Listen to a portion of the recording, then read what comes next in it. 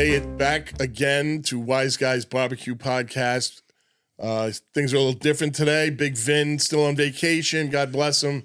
So I'm going to fill in on the facilitation side of things, and we've got a lot to talk about. We had a fantastic barbecue safari / destination Q in Puerto Rico last week. So many things went right, and we had such a great experience and a great crew.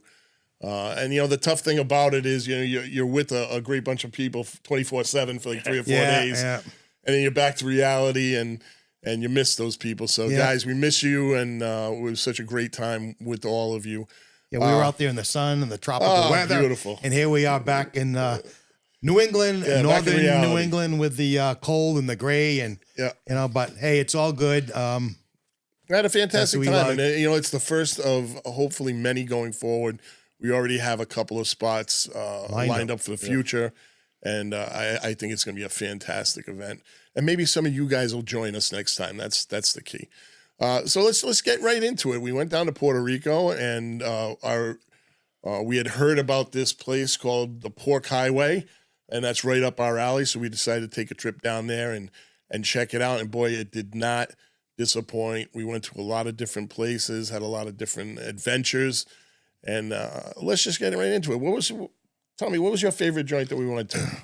Well, I mean, first of all, they were all shining stars, no doubt. But for me, one star shined brighter than the rest, and that was La Estación. We found La Estación in Fajardo. It's the far northeastern corner of the island, basically right on the water. And this was an absolutely special place. It didn't follow in the lines of the Lechoneras along the Pork Highway. It was more of a barbecue establishment, owned and operated by Chef Kevin Roth. Shout out to Kevin Roth. It was great to meet you, and your hospitality was just, off the charts. You and your wife. So let's talk about La Estación. It's been there for 20 years. It was a former Esso station. Hence the name. Hence La Estación. Now, what was very interesting about La Estación, he did traditional barbecue. First of all, a little background on Kevin. He's a New Yorker, all right? Graduate of the Culinary Institute of America, so he has his chops. He went on to be a chef in fine dining establishments in New York City. He actually later went on to be a personal chef, and that was just prior to, he heading down to Puerto Rico. He fell in love with Puerto Rico and opened up La Estación in 2006. So he's been there for 20 years. So he stood the test of time. He's got a great thing going. But what is he doing there? He has what's called New Yorican barbecue. And I'm sorry, I'm going to say this again. New Yorican. New Yorker. As in New York / Puerto Rico. I can't say it. I promised myself I'd be able to get this off my tongue, but I'm already struggling. New Yorican. So what New Yorican is, it's a term that evolved in the early 70s, late 60s, and was basically referred to as all the Puerto Ricans who were born in New York, in that area. They weren't indigenous to the island, but at any rate, he takes New Yorican barbecue, and what that is, like I said, it's traditional barbecue technique as we know it here in the United States, but he's putting on a whole spin with Caribbean flavors. Correct. So you're talking all the ingredients that are indigenous to Puerto Rico. He's doing a lot of things with, for instance, and I don't know if one of the most memorable things you guys can. I know for you, Tony, it was pulled pork. All right. That was one of the things I want to highlight. We had a spread that you couldn't imagine. Ridiculous. Although we lived it, we know. You'll probably see it in our upcoming video. See it. You will check it out. So they did this thing with the pork riblets. Very simple. But what was so special about it, they were presented with a guava barbecue sauce with a blue cheese sprinkle. I'm like, who thinks of that? We're looking at this, and it was absolutely genius. The flavors just all matched. They all married. It was just off the chart. That was one little bite that was very memorable for me. As simple as it was, the flavors are going to be ingrained in my mind forever. But yeah, a lot of Estación. It was way up there.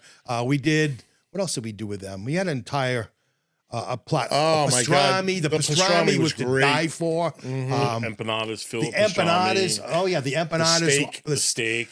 He did a grilled ribeye steak. They have a Santa Maria grill on the premises, which is an Argentinian type of grill that's very popular in Argentina, where they have a firebox on the side, and just beneath, the firebox generates the embers. And then the embers drop down to like a little, almost like a cabinet shelf type underneath the cooking grate.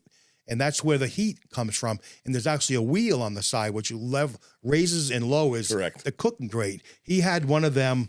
Man, I could go on and on and on. I'm trying to draw back some of the memories that we experienced there. But it was amazing. The dessert was fantastic. The dessert was fantastic. They brought out a bread pudding and a dessert empanada, which was phenomenal. Homemade cojito, in case you really want something. Yeah, but what was that gasoline that we brought out? So yeah, we got to the end, and of course, Kevin's hanging with us. His lovely wife was there as well, and they really joined us. They practically almost did everything but seat at the table with us.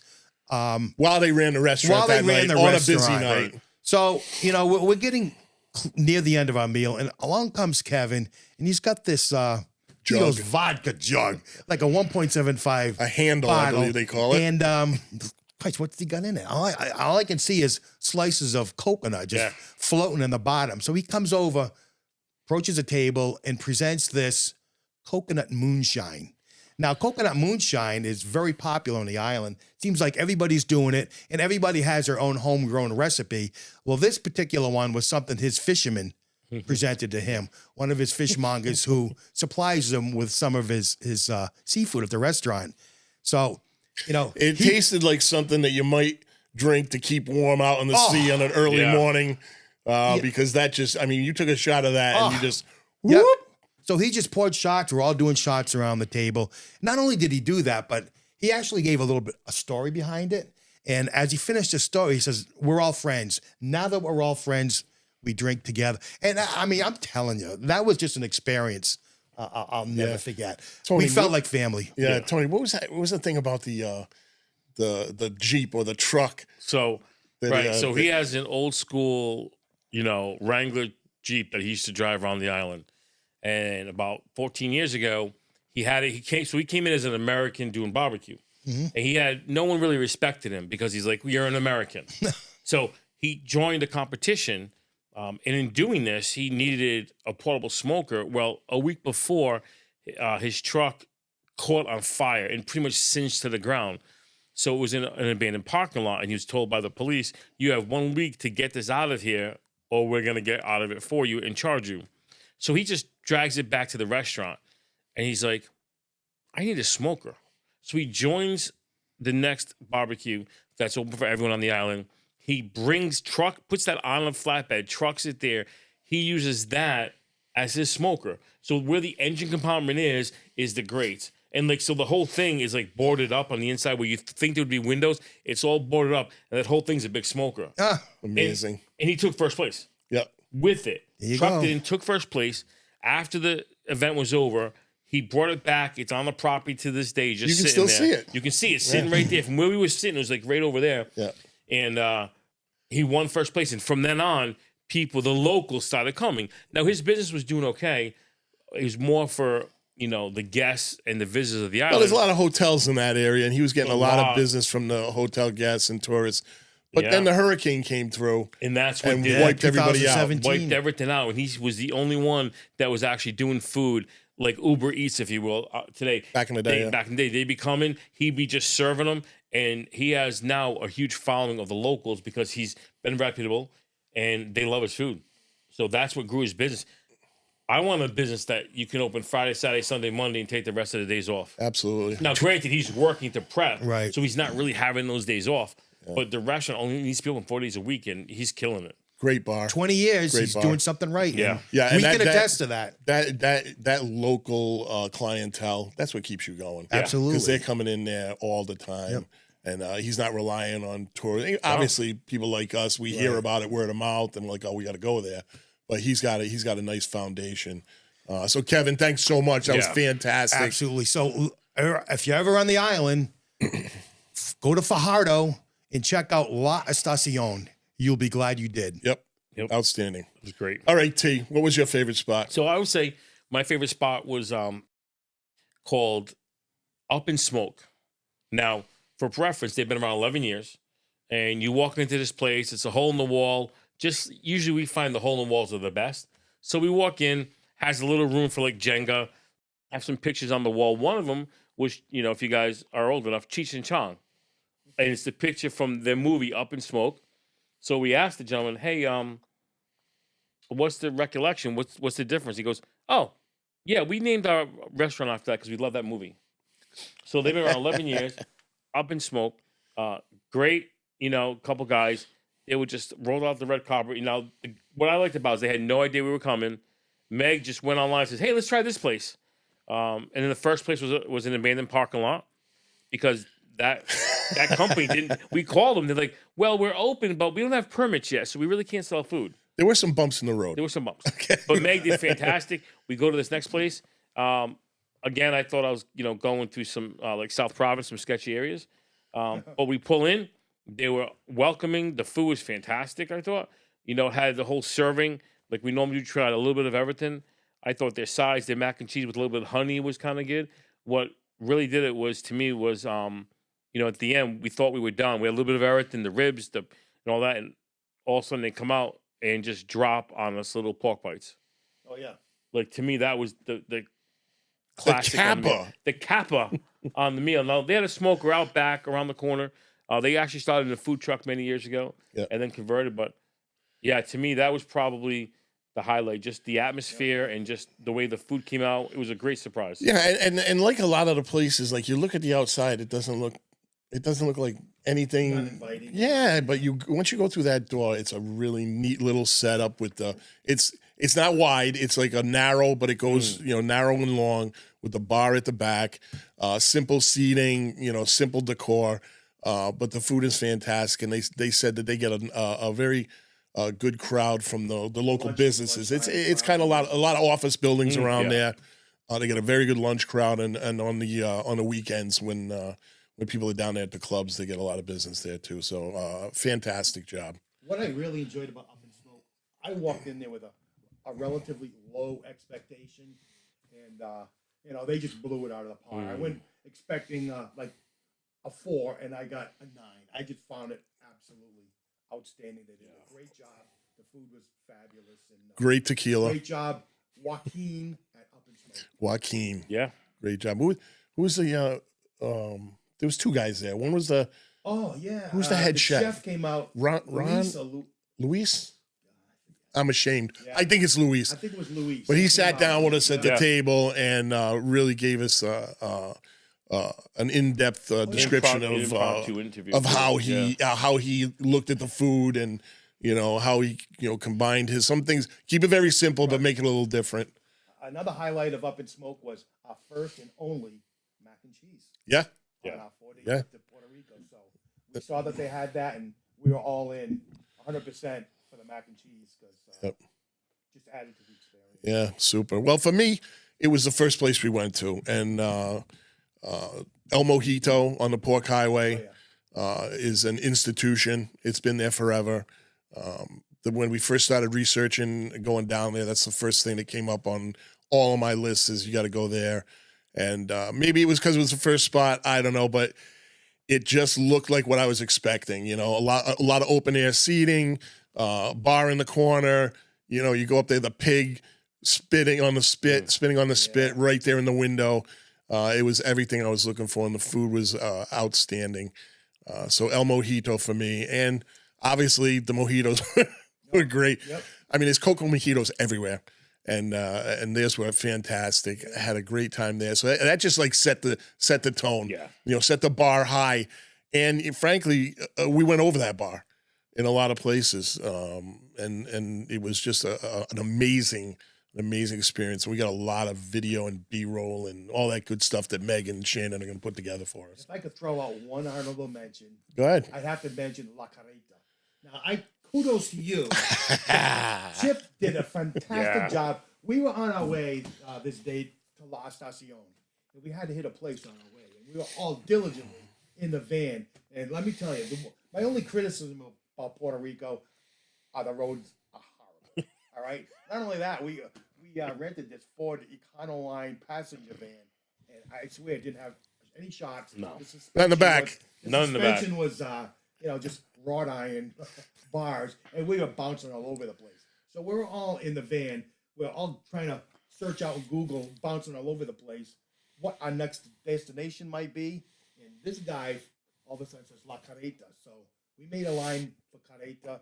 We saw it. It was a roadside joint, and it turned out to be fabulous. I mean, you could just drive right by it and never even notice exactly. it, and it turned out to be fantastic. Kind of special. You're not expecting anything. It's kind of like a drive-by type of joint, open air. But I mean, that's where I had my first mofongo, and the mofongo was outstanding. That was the best mofongo. Yeah, it was. I mean, hands down, was the best that we had on there. Mention. Yeah, and when we say honorable mention, we're not denigrating it at all. I mean, because the food was off the chain. Yeah. That ginormous hamburger that Shannon had. How did that taste, Tony? Anyway, in my mind, fantastic. It was so huge that Shannon was like, "Listen, somebody's got to help. Somebody's got to help me."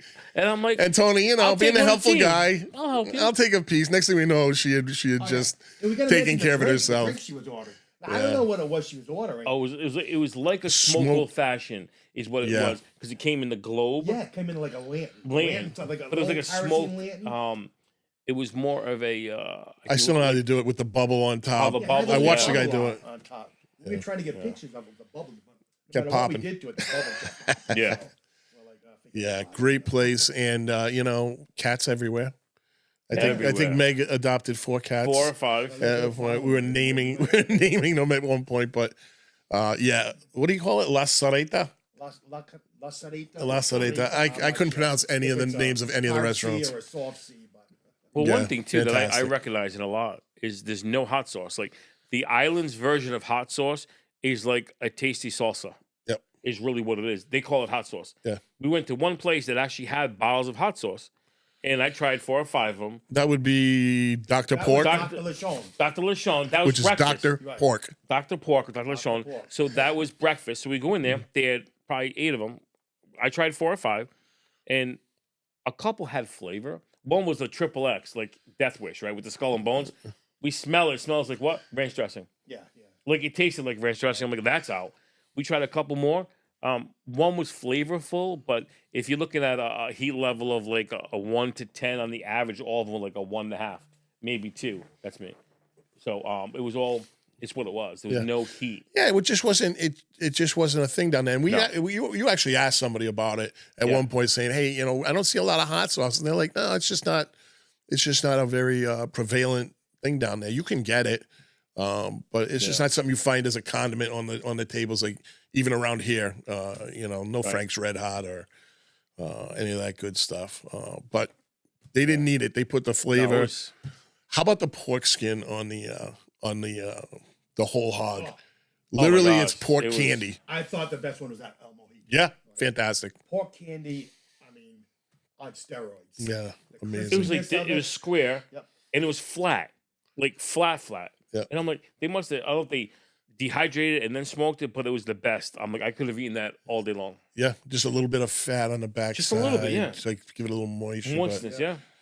Yikes! So we gained a little weight down there, but that's all right. It's all good. You know what I mean? Did we? I can't remember. There was actually in the rice we had, there was peas. Okay, so we had vegetables. Fair enough. The other place we went to, and we didn't talk about it very much in terms of like our favorite spots, but it was a great spot and great service. Was El Chicarron, which was right across the street from the famous open air market that serves all kinds of fresh fruit and spices and trinkets, and it's a great little place. And Our good friend Mama Sue gave the poor lady at the fruit stand a lesson in cutting mango. She just jumped which right was behind the hilarious. scenes and Yeah. took It was over. It was great. hilarious. And I known Sue for a long time, and I know she's a master with the blade. So I wasn't surprised, but the girl there watching her was like, "Where did this lady come from?" She knew what she was doing. Yes. She was familiar with all these ingredients. She knew exactly. She was at home. You know, and it was great to see her just take over and just feel like she was at home. And El Chicharron across the street was another great spot. And I like the name says Chicharron was their specialty. Restaurante El Chicharron. Yep. Now, we didn't plan that, did we? No, Johnny Z. We were just there and we happened to see Yeah. the sign. Let's Johnny do Z, it. I think, saw the Doers sign on the Doers? awning. It was Doers. like, let's go in Well, there. the awning to the left was a brewery, so I Yeah. thought he saw that Oh, first. yeah. So we Well, either that one. was the draw. Yeah. So he wandered over there, and soon enough, we're eating and drinking again at a great little spot. And the service down there, if you're from the Northeast, we're so rushed and doing this and doing that. Got to get everything.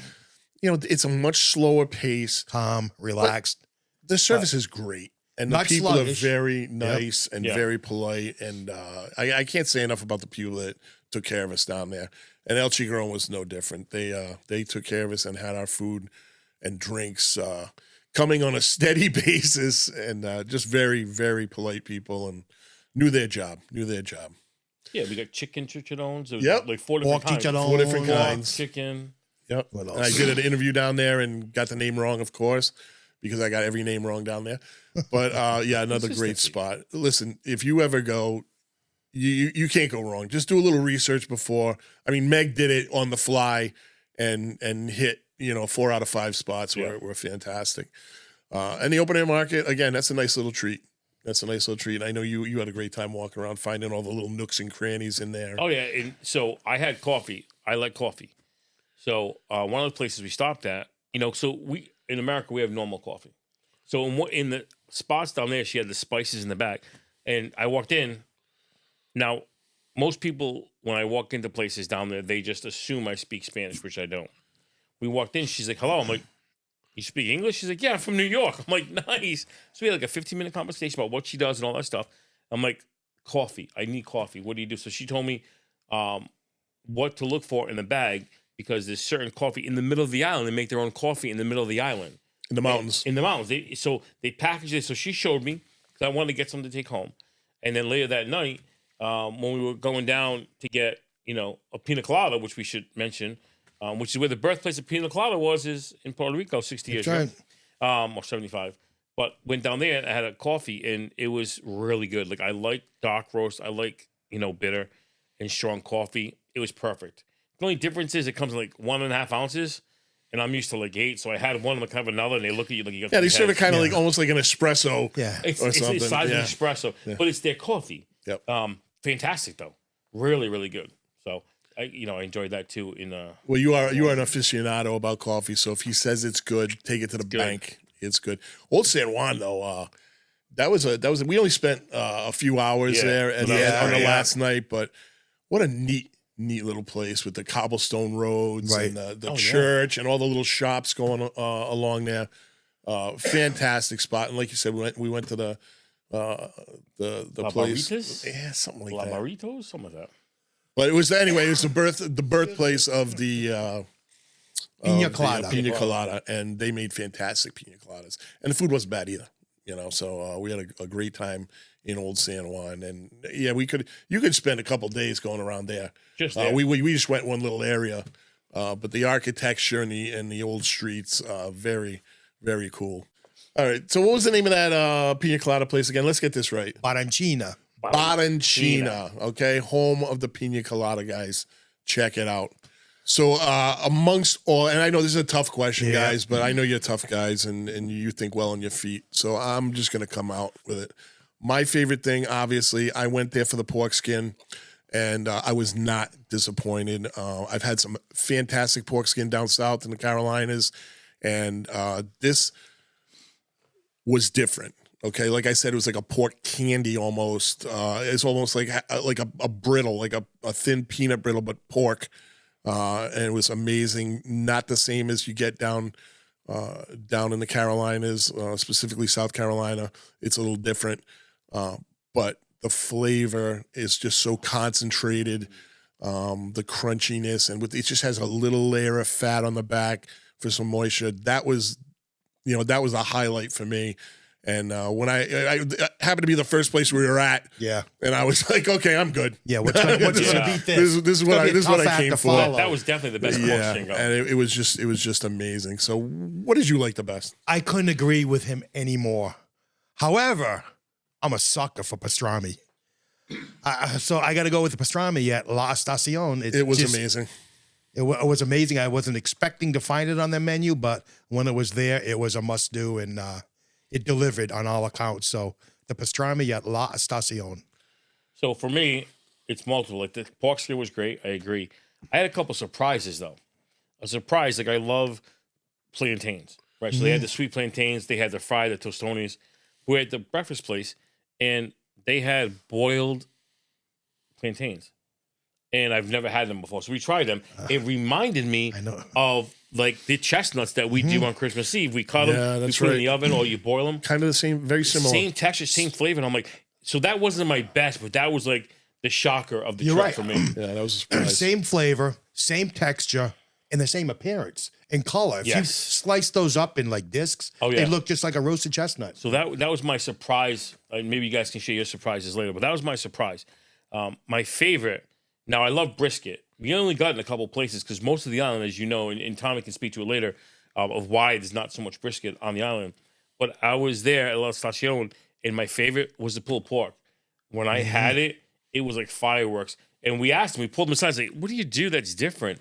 You know, he brines it, he does it for like 24 hours, then he cooks it, then he adds some orange juice and some other things. And I'm like, it just popped with flavor. Like, that was my ultimate bite for the week as far as what meat. Everything was great, but that just stood out beyond belief for me. Yeah, because listen, we've all been to places that, you know, pulled pork, sometimes it can lack flavor, whether it's been sitting around too long or whatever they did with it. Sometimes it can be a little bland, and you're putting a lot of barbecue sauce on it, or that stuff was just cherry, man. Yeah, it was just fantastic. That was special. The place was special. That's all I got to say. Yep. All right, so surprise food for me, it was the bacon at the hotel, the 4 Points. Oh yeah, Sheraton. there you go. The bacon, it was different. You know, it was all crinkled up. So, you know, usually hotel bacon, they do it on a wax paper and throw it in the oven and bake it basically. But these guys did that for a little while. But then we were like, why is it coming out crinkly? And you know, Mama Shu shook him down to get the recipe, right? Yeah, she shook the cook down and found out that after he bakes it for a while, he throws it in the deep fryer. And it comes out nice and crispy, not too salty either, you know. But yeah, I must say 1.5 pounds of that like every morning. So yeah, the bacon at the 4 Point Sheraton in Caguas, try it. My surprise, undoubtedly the mofongo. Only because I've never had it. I expected, well, actually, I didn't know what to expect. So, I mean, it just delivered on all accounts. The fried plantain on the bottom, that's actually, they mashed the plantain up in a mortar and pestle, and they just add different ingredients to it. It could be chicken, it could be pork, it could be shrimp. But this particular mofongo had a pulled pork on it, and there was another cheese they put on it. I don't recall exactly what it was, but that was a highlight for me and probably my biggest surprise of the week. Yeah, it was off the chain. I've had the mofongo around here. A lot of places, a lot of the Dominican places make it, and some of the Puerto Rican restaurants on the south side. But that, I've never had it like that. There was that quality. Yeah, that was amazing. And, you know, again, you know, being out there at so many places, you know, we did try some of the local beers, which weren't bad. We did, you know, what I like is the Mojitos, all different flavors. But one of the best things for me, I started the trip off with the Bloody Mary. The Rhode Island Bloody Mary, famous for. Listen, you want a Bloody Mary, Rhode Island Airport, 2 for $60. You can't go wrong. That's it. Okay? 2 for That's 60. right. I was down 100. And if she liked, she was 2 for $100. I was down 100 before I got on the plane. So yeah, that was a surprise. Can't forget the Medalla beer either. That Fantastic. Fantastic, which I've never seen around here. Nope, neither have I. It was very good. The Medalla beer down there is everywhere. You walk into gas stations, they got a full liquor store in there. You found a few other things in the gas station, didn't you? We did. Surprisingly, some onion rings, some onion rings, some gas station gummies. Funyuns, that's it. Some Funyuns and a few other other candies. Yeah, we had a very good adventure, and like I said, the camaraderie in the group. I can't say enough about it. It was a joy to get to know everyone that I didn't know that well, and fantastic time, and can't wait to do it again. Anyway, so that's Puerto Rico, and we're moving on, and we've got the holidays coming up, Christmas. So I know I'm here with our two lead cooks for Wise Guys, and I know you guys have got some things planned coming up. So why don't you just touch on that, Butcher? All right, first thing we're going to do, and it's going to be a semi-repeat of last year's reverse sear prime rib. I'm going to do something different. I got to kick it up a few notches. And so what I'm going to do is I'm not going to get into the exact specifics and the details of what I'm going to do. But if you understand the term Full Metal Jacket, and I'm not talking about the movie, I'm talking about the actual caliber, a full metal jacket or a bullet full metal jacket, what it implies. So I'm going to take that concept and I'm going to apply it to a prime rib. So stay tuned. I don't think it's been done anywhere. It's going to involve some butchery and putting this together to pull off this concept. But I know it's going to be attainable, and we're going to do it. Along with that, on the side, I'm going to do a Wise Guy style twice baked potato. I'm not going to go into the details with that, but it's going to have some Wise Guys style ingredients along with it. Also, I'm going to do a fresh horseradish aioli. I absolutely love horseradish mayo with prime rib. I think it's like peanut butter and jelly. So I'm going to actually make an aioli, and I'm going to actually make my own horseradish preparation in order to make a horseradish aioli. So right from the root. Right from the root, I'm getting the horseradish root. In fact, I already have it. And so that's going to be interesting. So stay tuned. But while this roast is cooking, while I have a horseradish preparation, I got some time to kill. So I'm going to take that horseradish preparation and make my own cocktail sauce. Really? Should have some jumbo shrimp along I think with you it. should. So shrimp cocktail while we're doing the rib roast. And at the same time, I'm going to do a Wise Guy style Bloody Mary. So I already have an idea. I know exactly $30 each, folks. I know what I'm going to do with this, and I know it's going to be, I'm going to pull it off. It makes a lot of sense, and you just got to stay tuned. And you may have a guest on that. So we're gonna have think about be a this. sous chef. We're gonna have prime rib. We're gonna have shrimp cocktail, and we're gonna have Bloody Mary. So yeah, I think we should order. We should send out the invitations now. That thing sounds Well, like there's a really good four: time. me, you, Chip, and Finn. So let's do it. And I think I'm gonna do that on the 1st. I have to do one on the 1st and one on the 8th. And Meg and I have already come up with one of the cooks. I don't know, Meg. I only know a Mega L'Orange. Mega L'Orange. Mega L'Orange. So you're going to see Mega L'Orange in action. So Mega L'Orange, yes. stay tuned for that. So dessert that's creator coming up next. extraordinaire. Exactly. This is going to be an original as well. So Meg and I have collaborated. We have an execution. I struggle with what to call it. Well, you think because we're about going to that. do it kind of like a brulee style. But if we're not using sugar, I can't call it brulee because brulee is the actual caramelization of the sugar. But we're going to do something extra special. Figure that out. And we already know what we're going to call it. Already know how we're going to execute it. So stay tuned. This was a big board meeting. Oh, yeah. Yes. That came up with this creation. Okay. Meg it was so L'Orange. amazing that I went swimming during it. All right. You did.